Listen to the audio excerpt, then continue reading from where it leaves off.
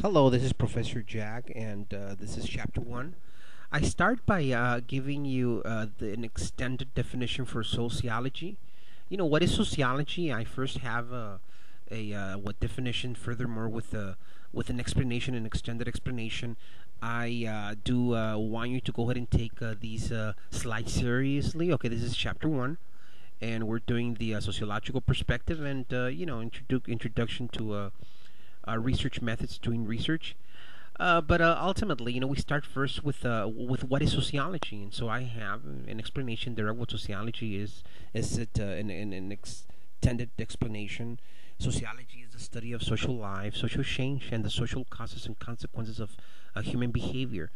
Sociologists investigate the structure of groups, organizations, and societies, and how people interact within these contexts.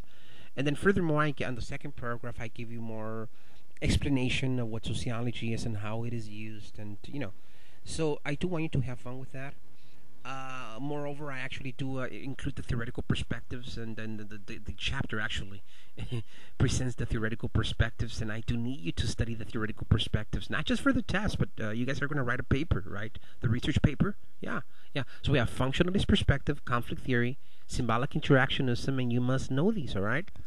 Yeah, you must know functionalist perspective. What I have is a little diagram there, slide 18, and in it I actually use the human body and the importance of each organ in the human body, representing the social institutions in society.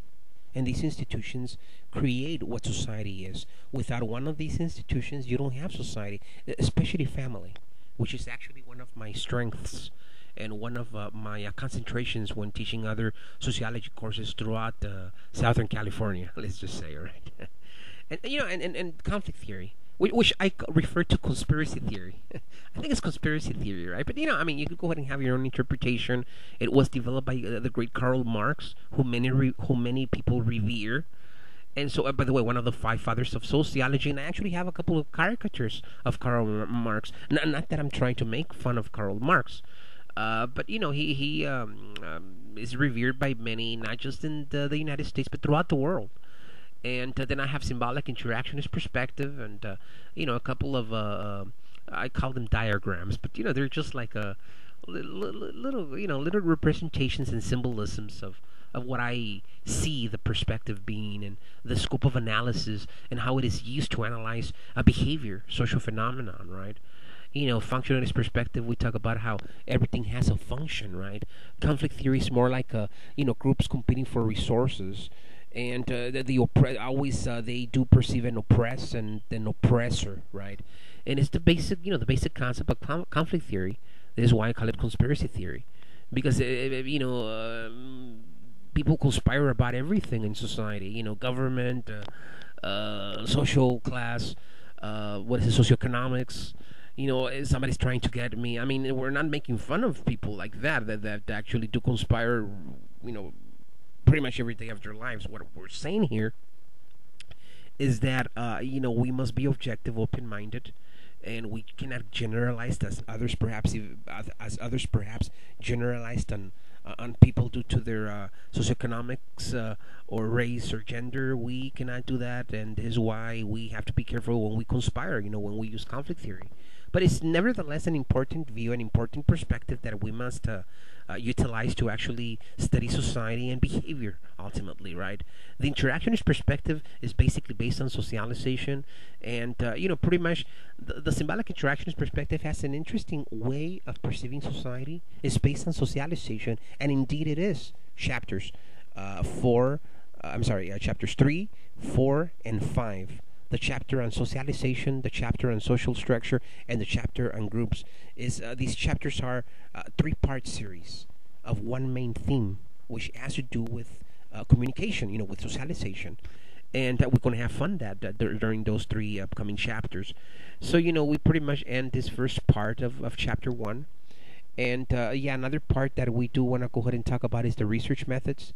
You guys, I'm not actually here to, fail you if that's what you're thinking.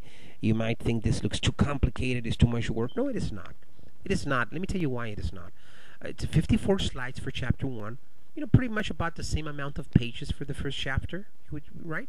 So, pretty much I'm actually giving you chapter 1 here. But of course, it's not me reproducing chapter 1. No, This is why you have to buy your textbook, okay? What I'm doing here, I'm pretty much developing my own notes, my interpretation of chapter 1 material, and actually I'm giving you this. I'm giving you this as a gift. My own notes. These are the professor's notes for you to study to give you more clarity of chapter 1, and I hope this will help you towards the test. And pretty much what you do is just go ahead and go through every slide. You could go ahead and compare this with your book if you want to. It's all right. I not only use the required textbook to develop my slides, but I use other material as well that is recommended to you but not required for you to buy. And over my years of experience teaching, I have utilized other textbooks that I find as good as this textbook. Diana Kendall is a great author, and I believe she's also a fellow professor. But over the years, I have professionally edited other textbooks and used other textbooks at other various colleges and one university at least. And so, I use other material, and in this case, I'm giving you these examples. The research method part of the chapter, starting with slide 23 and on. Starts in slide 23. We're giving you the example using love and understanding that love is a very abstract concept. We develop an operational definition. Second step of the research model, we look at what other people have written on it, right? We do need to know if there's any literature on it, so that we don't duplicate material that has already been researched. Of course, I'm thinking big here, right? I mean, I was working on my dissertation a couple of years ago. I'm not dissertation, but close to working on my dissertation, and I understand that you're not, and this is why I'm not gonna make you write an investigative research. But the several steps, about 8 steps of the research process. Some of them will be on the test, and I'm not gonna go ahead and question you to death here, okay? A very basic, just the 8 steps. Actually, study the slide number 24 more than nothing, and the hypothesis would follow the literature review, the research methods. Go ahead and study every slide, you guys, okay? I don't have much time here to cover every single one of them, but I do want you to go ahead and go and just do the slides. Compare that with your textbook if you want to. It's okay. See and try to go ahead and get the best of it. Okay. You could always, as you know, email me. You could go ahead and use the post week thought forum, which is located on week 0, to actually contact, get in touch with me. Use this medium only for academic purposes. Do not use this medium to get to know other people. Okay, this is only restricted for academic purposes. Questions you may have on the chapter or test or the classroom. Okay, but do not use this for romance or to get to know other people. I'm saying this to you because we just want to be careful. We don't want to do that. We don't want to use these resources for that. All right, it's not permissible, and I will not allow it either. Okay, but yeah, definitely use this to communicate with me, to communicate with the professor. You may actually also email me and let me know how you're doing. If you have any questions, I'm here to help you. This is Professor Jack. This was Chapter 1. Take care. Bye-bye.